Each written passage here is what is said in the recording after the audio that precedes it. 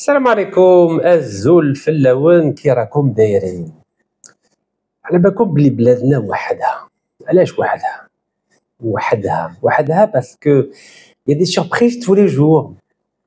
Et si j'ai décidé de faire cette vidéo aujourd'hui, c'est évidemment suite à la décision du président de la République Abdelmajid Tebboune de mettre fin aux fonctions du Premier ministre actuel algérien, Monsieur Nadir Arbaoui. Vous savez que Monsieur Nadir Arbaoui est un très grand diplomate. Oui, je dis bien un très grand diplomate qui a fait toute sa carrière dans la diplomatie algérienne. C'est un fin connaisseur du monde arabe, un défenseur de la construction d'une fédération nord-africaine. C'est grâce à lui, et notamment à son lobby auprès des capitales arabes, parce qu'il était pendant 7 ans ambassadeur d'Algérie en Égypte, qu'il a pu avoir le soutien des pays arabes afin que l'Algérie puisse être élue en tant que membre non permanent du Conseil de sécurité pour les années 2024 et 2025. C'est un diplomate discret, mais efficace. Il est vrai que depuis qu'il a été nommé donc chef du gouvernement algérien, avant cela, il était directeur de cabinet du président algérien. C'était pas vraiment son domaine, car son vrai domaine, c'est la diplomatie en toute discrétion et en toute efficacité, à contrario de l'actuel ministre des Affaires étrangères qui, comme on peut l'observer depuis 2023, ne fait qu'accumuler les échecs dans la politique étrangère algérienne, que ce soit au niveau du dossier du Sahara occidental, où nous cumulons les échecs alors que la diplomatie marocaine cumule les succès, ou que ce soit au niveau du dossier de Gaza. Il y a plus de 60 000 morts, la famine à Gaza, et l'Algérie, en tout cas la diplomatie algérienne, ne peut rien faire sous la houlette de M. Ahmed Attaf, car comme je vous l'ai dit, il a été pendant 19 ans au chômage, entre 2004 et 2023, et la diplomatie ne peut pas se permettre d'avoir des diplomates au chômage, car quand on est au chômage, on ne connaît personne, on n'a pas de réseau d'influence, on n'a pas de lobbying, bref, on est désarmé.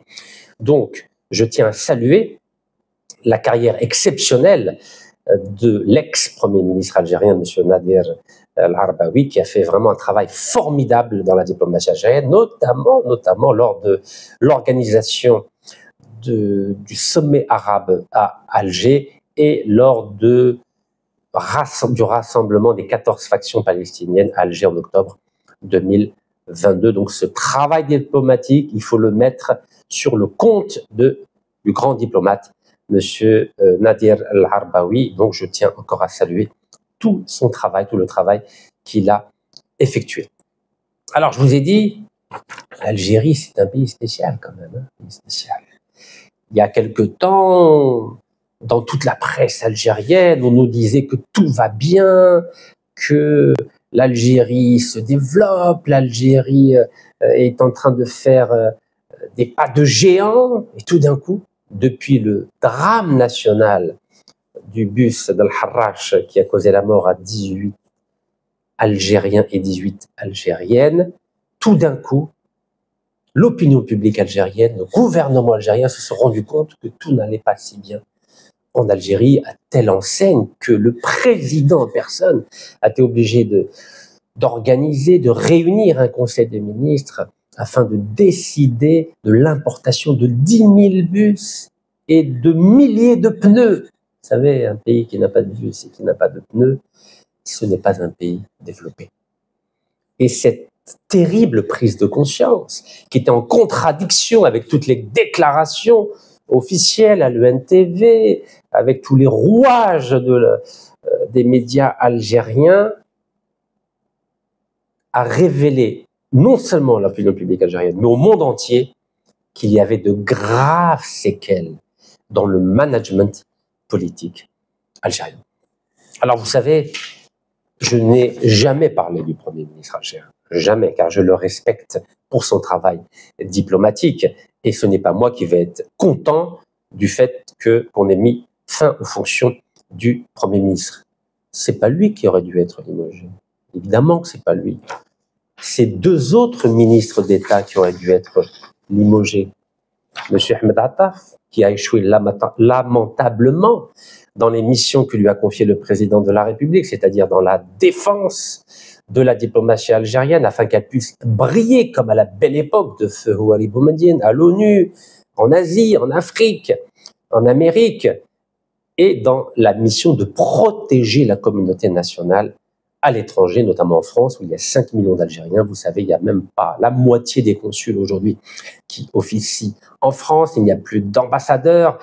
Les Algériens de France sont humiliés, méprisés, pas considérés. Même le passeport algérien n'est pas respecté par les préfectures françaises. Donc, ce ministre a échoué. Et quand on échoue, ben, il faut qu'on mette fin à ses fonctions. Donc, c'est pas M. Nadir Arbaoui qui aurait dû être limogé. C'est Ahmed Attaf, mais j'ai bon espoir que ce soit le cas dans les prochains jours. Et en plus d'Ahmed Attaf, c'est le ministre de l'énergie, M. Mohamed Arqab, qui aurait dû être limogé. Pourquoi? Car il n'a cessé de multiplier la signature de contrats avec des entreprises multinationales condamnées pour corruption, aussi bien en Algérie, en France ou aux États-Unis, comme la société française Total. Chaque année, depuis que M. Mohamed Arqab est ministre de l'Énergie, chaque année, il a signé un contrat avec le président de Total que vous voyez ici, Patrick Pouyanné. Comment l'Algérie, qui a des principes, comme l'a si justement rappelé le président de la République, Cheikh Abdelmajid Tebboune, peut-elle tourner le dos à ses principes en signant chaque année un contrat, en faisant un cadeau à Total? Mais pas que Total. Eni, condamné pour corruption en Algérie et aux États-Unis. Sinopec, le Chinois condamné pour corruption en Chine. L'ancien président de Sinopec a été condamné à mort en Chine. Son directeur général a été condamné à 18 ans de prison, un autre à 15 ans de prison. Et devinez pourquoi? Pour corruption. Et que fait M. Mohamed Arqab? Il signe des contrats avec ces sociétés condamnées pour corruption dans le monde entier. Ce n'est pas M. Nadir Arbaoui qui aura dû être limogé. C'est surtout Mohamed Arqab avec M. Ahmed Attaf. Alors, comme disait une grande spécialiste allemande de l'Algérie, je sais que en Algérie, on n'aime pas quand on cite des références françaises. Ben oui. On va dire populisme et démagogie oblige. Alors, j'ai décidé de vous présenter un livre d'une grande spécialiste allemande de l'Algérie qui s'appelle Isabelle Werenfels et qui, en 2007, a publié un livre qui a été ensuite réédité à plusieurs reprises qui s'appelle Manager l'instabilité en Algérie. Donc, Managing Instability in Algeria. Donc, élite et changement politique depuis 1995. À vrai dire, Isabelle Werenfels, que j'ai eu l'occasion de rencontrer à 2 reprises, donc à Berlin, ben oui, je ne vais pas qu'à Paris, vous pouvez l'imaginer. C'était avant mes 4 incarcérations en Algérie et ma 2e incarcération en France à partir d'octobre 2023. Donc j'ai eu l'occasion de discuter avec elle, d'échanger sur l'Algérie. Donc elle parle parfaitement l'arabe, aussi bien littéraire que dialectal. Eh oui, les Allemands forment des spécialistes. Oui, c'est pas comme nous. Nous, on envoie des ambassadeurs dans des pays étrangers, ils connaissent même pas la langue des pays dans lesquels ils ont été nommés. Mais c'est comme ça. L'Algérie n'est plus ce qu'elle était dans les années 60-70. Elle est il faut s'adapter. Donc voilà, dans cet ouvrage, Isabelle Werenfels raconte comment l'Algérie ne cesse de gérer une instabilité permanente. C'est ce qu'elle appelle le management de l'instabilité en Algérie. Regardez, l'Algérie navigue à vue. On n'a pas de vision ni court terme, ni moyen terme, ni long terme. On est obligé d'importer des bus en 2025. Quand le Mexique, qui était un pays sous-développé aussi, est devenu le 7e producteur de véhicules dans le monde, le 4e producteur de pièces détachées dans le monde, et nous, on est obligé d'importer. On n'est même pas capable de produire dans notre propre pays. Mais pourquoi on ne fait pas comme le Mexique? Le Mexique a une vision, court, moyen, long terme. L'Algérie, et je vous l'ai dit hier, l'Algérie, c'est 24 heures de vision. Ça ne dépasse pas 24 heures. C'est ce qu'on appelle l'instabilité. l'instabilité. Nous sommes un pays instable. Nous avons un management politique totalement instable. Tous les jours, ça change. Tous les jours, ça change. On ne peut pas gérer le plus grand pays d'Afrique avec une philosophie de l'instabilité. Et Isabelle Werenfels, vous allez voir la table des matières, elle fait commencer cette instabilité à partir de 1962. Regardez, 1962.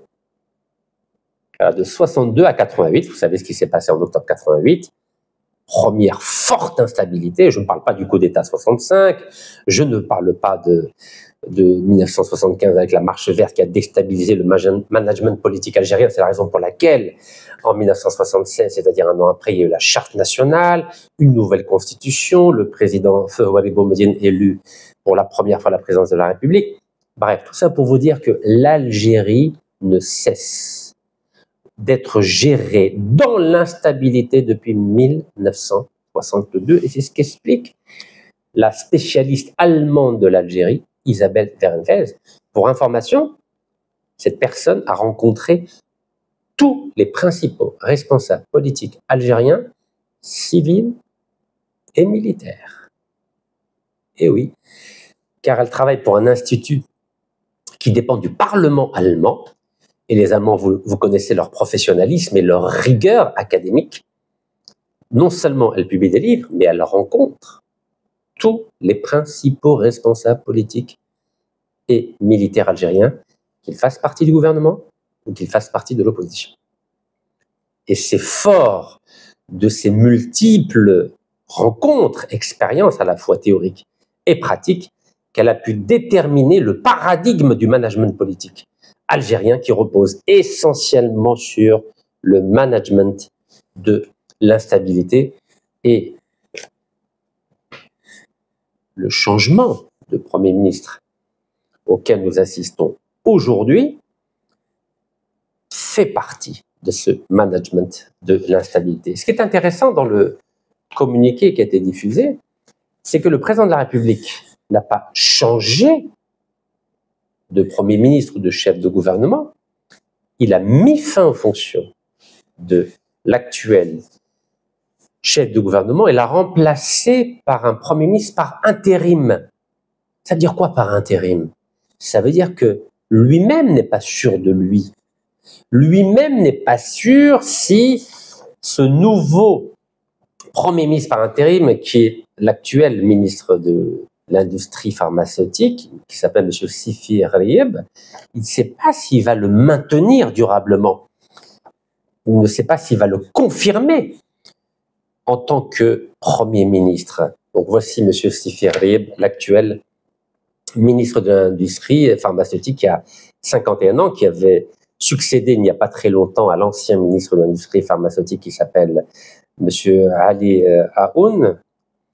Donc on voit bien que même au niveau de la présidence de la République algérienne, il y a des doutes.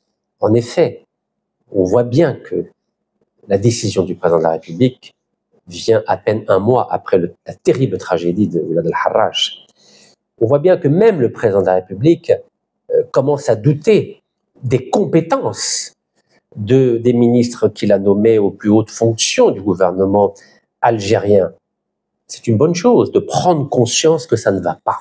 Car c'est très facile de dire que tout va bien, l'Algérie va bien, l'Algérie n'a pas d'endettement, l'Algérie a une superbe diplomatie, l'Algérie a les meilleurs étudiants du monde, l'Algérie développe les transports, les rails, l'Algérie achète des avions, l'Algérie fait ci, fait ça, mais quand vous voyez dans quel état de délabrement se trouve une partie des transports publics algériens, dans quel état de délabrement se trouvent les véhicules légers, lourds, semis au niveau des pneus, et que le président, comme je l'ai rappelé en début de vidéo, est obligé lui-même de décider de l'importation de 10 000 autobus et de milliers de pneus, alors que c'est le boulot, c'est le travail du ministre des Transports. Je vous ai dit plusieurs fois, le président de la République ne peut pas tout faire. Le président de la République a 24 heures dans une journée. Il a 8 heures pour dormir, 8 heures pour travailler, 8 heures pour se reposer. Il ne peut pas gérer 58 wilayas, il ne peut pas gérer une trentaine de ministres, il ne peut pas gérer une 150 ambassadeurs, il ne peut pas gérer, je ne sais pas moi, 200 ou 300 consuls. Non, il ne peut pas gérer tout ça. Il ne peut pas gérer des walis. Normalement, un pays digne de ce nom, après 63 ans d'indépendance, doit avoir une superstructure avec des personnes compétentes, des femmes et des hommes compétents dans tous les domaines. Le domaine administratif, économique, environnemental, médical, judiciaire, etc. Le président ne peut pas tout gérer. Et quand on a hérité de 4 mandats de gouvernance de Bouteflika où la corruption était devenue une religion, où l'incompétence était devenue un dogme et où la médiocrité était devenue une culture, évidemment que ce n'est pas facile, en un claquement de doigts, de rectifier toutes ces déviations, toutes ces turpitudes qui ont ensanglanté le management algérien pendant 20 ans. Donc oui, nous avons des problèmes. Et je crois que cette prise de conscience des problèmes pourrait nous permettre de faire table rase de tout ce qui a été fait. Car ce n'est pas avec des petites réformettes, avec des petits changements d'hommes qu'on va pouvoir améliorer la situation de l'Algérie. Et pour ce qui me concerne, comme je me suis engagé à partir du 19 janvier 2025, c'est-à-dire concentrer l'essentiel de mes interventions sur la meilleure manière d'améliorer l'image de l'Algérie au niveau international, notamment en ce qui concerne sa diplomatie et la signature des contrats avec des multinationales étrangères. Ce n'est pas facile d'améliorer la situation. Donc oui, il faut tout changer. Il faut vraiment changer en profondeur. Et pour cela, il faut qu'il y ait des personnes compétentes, loyales et surtout patriotiques. Car faire voter une loi où nous allons céder 80% de la souveraineté de l'Algérie à des entreprises internationales dans le secteur des mines, c'est irresponsable, c'est anti-patriotique et c'est anti-souveraineté nationale. Ce n'est pas possible. Et je demande au président de la République d'annuler cette loi par une simple ordonnance, comme Feu Abdelaziz Bouteflika avait annulé la loi qui avait été votée sur les hydrocarbures en 2005. En 2006, il avait décidé par simple ordonnance d'annuler la loi. Et la tragédie de l'Harrach, est venue nous rappeler qu'on ne joue pas avec la souveraineté nationale. Je considère que la tragédie de l'Harrach est un rappel à l'ordre de la loi minière antinationale qui a été votée le 8 juillet 2025. Oui, c'est un rappel à l'ordre spirituel. On ne joue pas avec la souveraineté nationale. C'est une ligne rouge. Et tous ceux et toutes celles qui ont cautionné cette loi devront prendre conscience que Shuhada Rabbi Yarhamhum ne font pas partie du passé. Ils font partie de notre présent et feront partie de notre avenir. Jazair Amana. Et la tragédie de l'Harrach, c'est un signe envoyé par Shuhada Rabbi Yarhamhum à la gouvernance actuelle pour leur dire qu'on ne joue pas. En tout cas, c'est mon ressenti, c'est mon analyse et c'est ma foi qui fait que je m'exprime de cette façon-là. Alors, la décision du président de la République de nommer par intérim Premier ministre M. Sifi Arriib est intéressante. Pourquoi? Alors là, j'ai vu que dans la presse algérienne, notamment, c'est un article donc d'Algérie 360, comment est présenté donc l'actuel ministre de l'industrie pharmaceutique.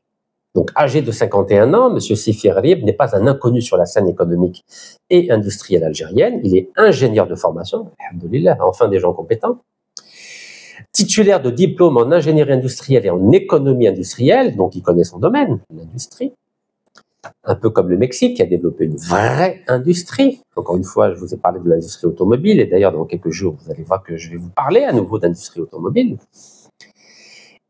M. Sifi Arriib a occupé plusieurs postes stratégiques dans la gestion et la planification du secteur productif. Alors, vous savez, la planification, c'est plus notre tasse de thé. On n'arrive plus à rien planifier. Je vous ai dit ce que m'avait dit le 30 octobre 2014 à la brigade de recherche de Bab-el-Jdid à Alger, le lieutenant-colonel, brillant lieutenant-colonel, m'avait dit en Algérie, ne compte pas sur une stratégie court, moyen, long terme. La stratégie algérienne, le management algérien, c'est 24 heures.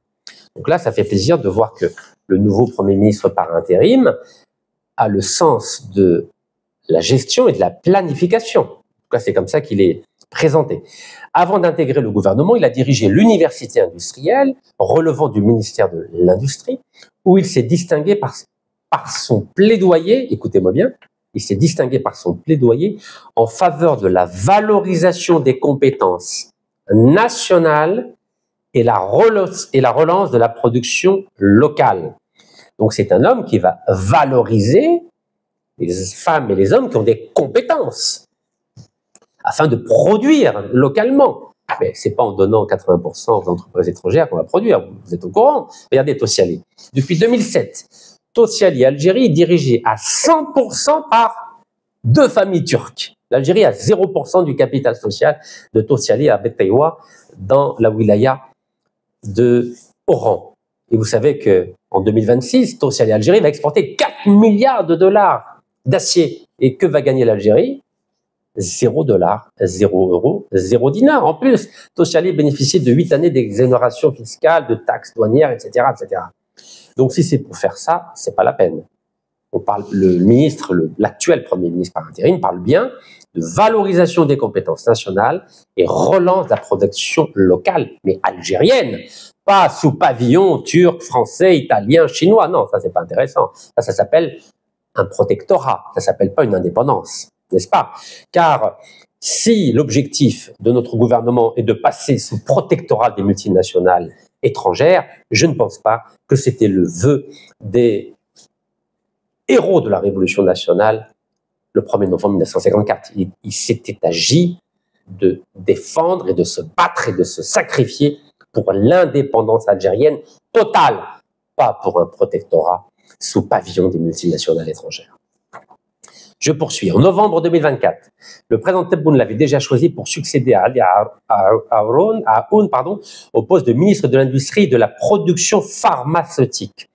Mission dans laquelle il s'est attelé à encourager l'investissement, soutenir les petites et moyennes entreprises, donc c'est-à-dire algériennes, pas Total, Eni ou Anadarko Occidental ou la Sinopec. On parle bien de soutenir les petites et moyennes entreprises algériennes et améliorer le climat législatif pour attirer les capitaux étrangers.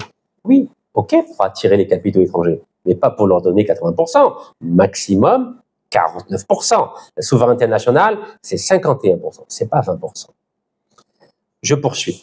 Connu pour sa vision axée sur le capital humain, l'actuel Premier ministre par intérim, M. Sifi Arayeb, a toujours défendu l'idée que l'Algérie devait miser sur ses propres ressources. L'Algérie devait miser sur ses propres ressources, pas les ressources de Total, Eni, de Sinopec, entreprises condamnées pour corruption dans le monde entier. Et l'Algérie devait miser sur ses compétences. Oui, compétences algériennes, pas les compétences françaises, italiennes ou chinoises, n'est-ce pas? Aussi bien locales, c'est-à-dire en Algérie, que celles issues de la diaspora. Alhamdoulilah, diaspora. 7 millions d'Algériens à l'étranger, plus de 500 000 cadres. Qu'attend le gouvernement algérien pour faire appel à ces 500 000 cadres, pour qu'ils puissent aider le gouvernement algérien à réussir dans tous les domaines, industriels, économiques, financiers, environnemental, médical, judiciaire, agricole, technique, technologique. Qu'est-ce qu'elle attend l'Algérie pour faire ça? Qu'attend l'Algérie pour constituer un gouvernement moitié algérien d'Algérie, moitié algérien de l'étranger? C'est si difficile à faire, ça? Qu'est-ce qu'attend l'Algérie pour mettre en place un gouvernement hybride avec des compétences locales et de la diaspora? C'est comme ça qu'on va pouvoir créer des synergies. C'est de cette façon que l'Algérie va pouvoir se développer. C'est pas uniquement avec 100% d'Algériens d'Algérie qu'on va réussir à développer l'Algérie. Ça saurait. Regardez l'équipe de football d'Algérie. Il y en a combien de joueurs locaux?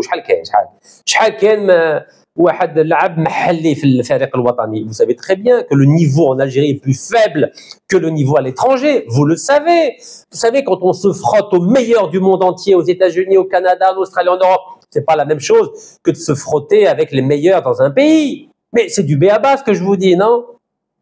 Sinon, pourquoi l'Algérie va attirer les entreprises étrangères? Pourquoi on donne 80% aux entreprises étrangères? Ça veut dire que localement, le niveau habat chouya, mustawa chouya habat, ala balkoum béha. Mais l'Algérie, elle préfère donner des contrats Total, Eni, Sinopec, au lieu d'encourager les Algériens de l'étranger qui travaillent brillamment dans les grandes multinationales ou grandes entreprises aux États-Unis, au Canada, en Allemagne, en Angleterre ou en Australie. C'est quand même bizarre, non? L'Algérie préfère les étrangers plutôt que les Algériens de l'étranger. Mais ça ne soit loin d'ailleurs. On l'a magnifié, moi. Donc, ou bien on fait du bricolage, ou bien on fait quelque chose de professionnel. Donc, si l'actuel Premier ministre par intérim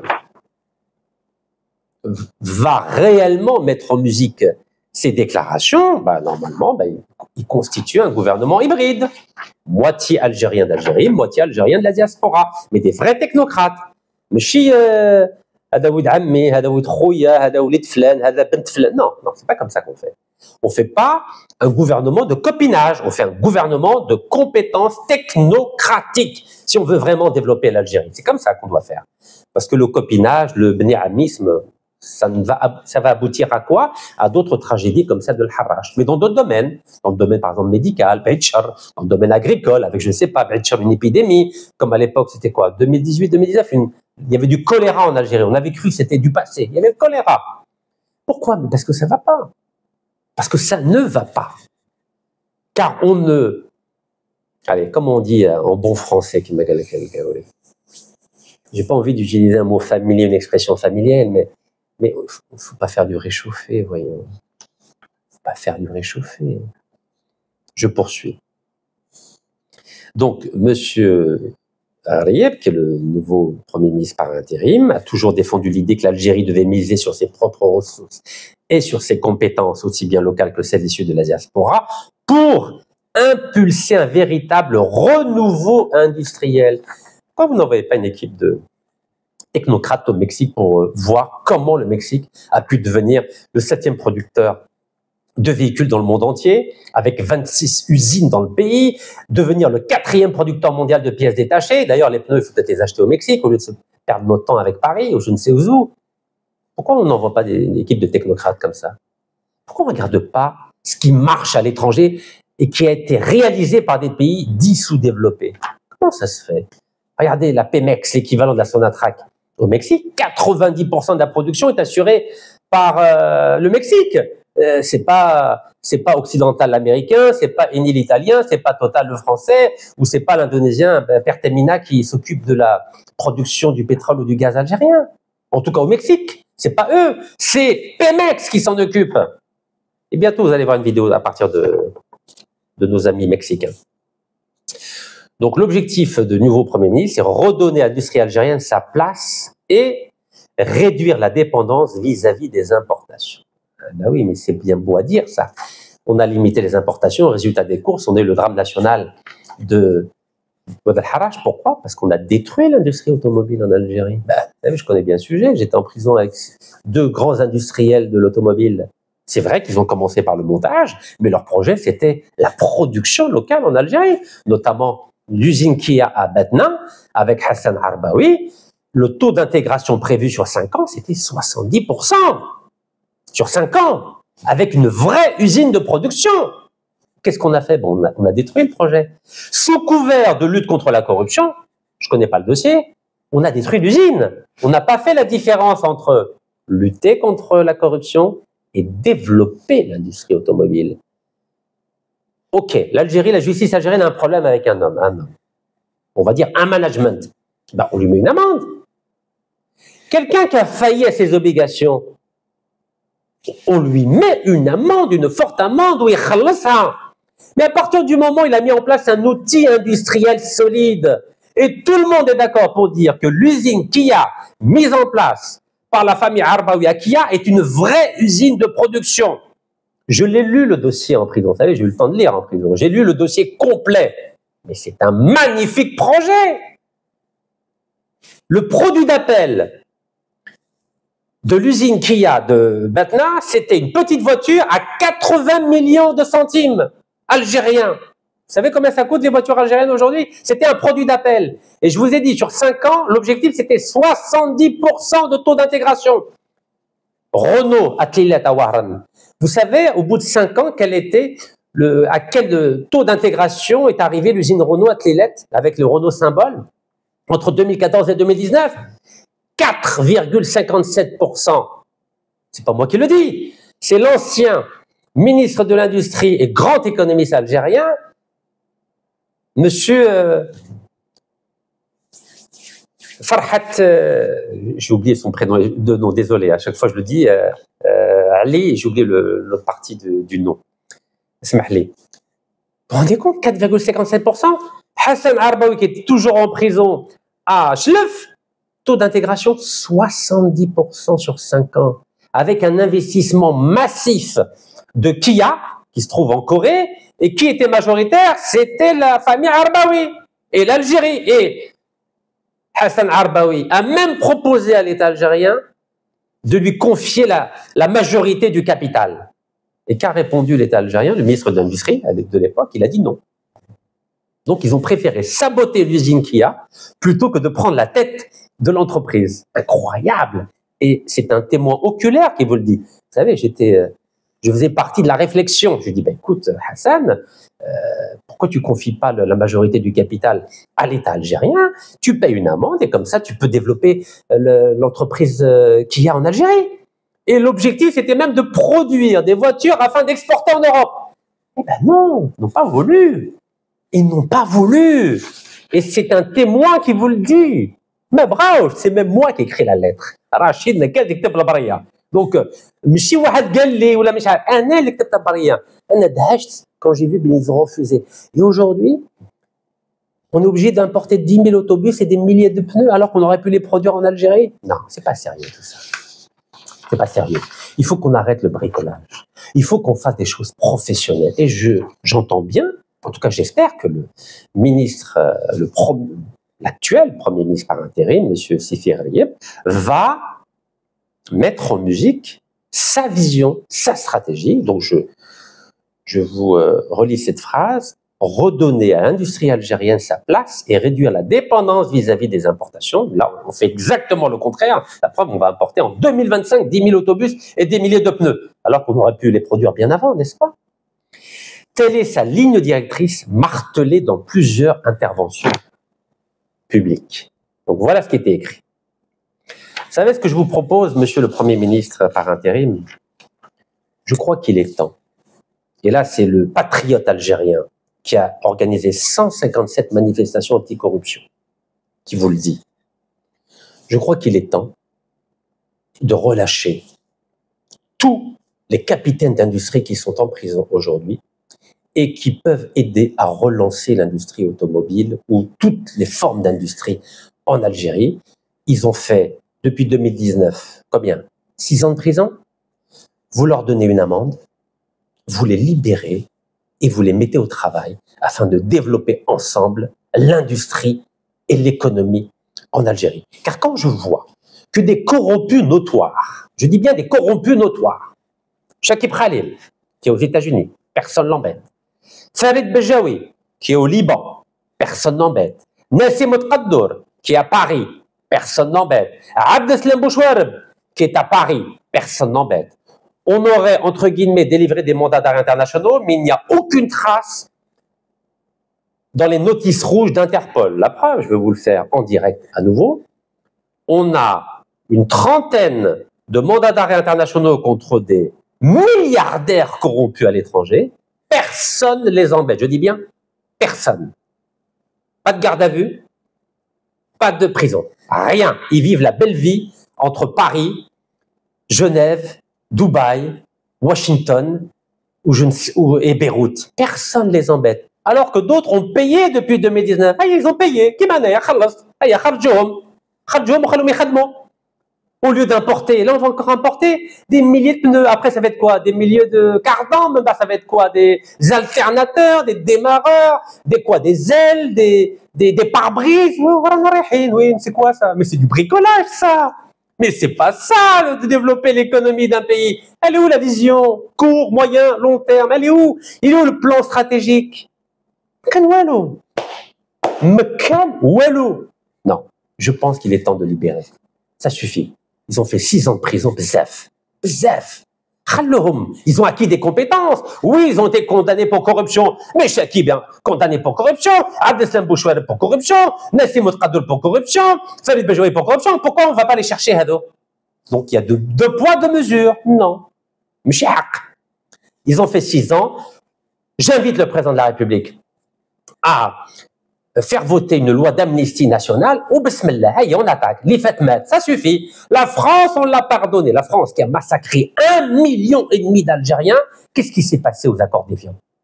18-19 mars 62. L'Algérie a pardonné à la France, amnistie, ceux qui ont tué 1,5 million d'Algériens, ils n'ont pas fait une seconde en garde à vue, pas une seconde en prison. Et d'où ils ont fait 6 ans en prison. Alors que les autres, ils se cachent à l'étranger, personne ne les recherche. Et je vais vous apporter à nouveau la preuve. Interpol, bismillah. Non, ça suffit. On ne va pas passer notre temps à importer quand même. Il y a des gens qui ont développé des compétences, ils payent une amende, ils ont fait 6 ans de prison, maintenant il faut qu'ils se mettent au travail. Il faut qu'ils restent en Algérie, mais qu'il faut qu'ils travaillent. On ne peut pas rester comme ça. Vous savez, à un moment donné, ça suffit. Le bricolage, il y en a marre. Voilà, je suis sur le site d'Interpol. Et vous allez voir, on regarde personne recherché.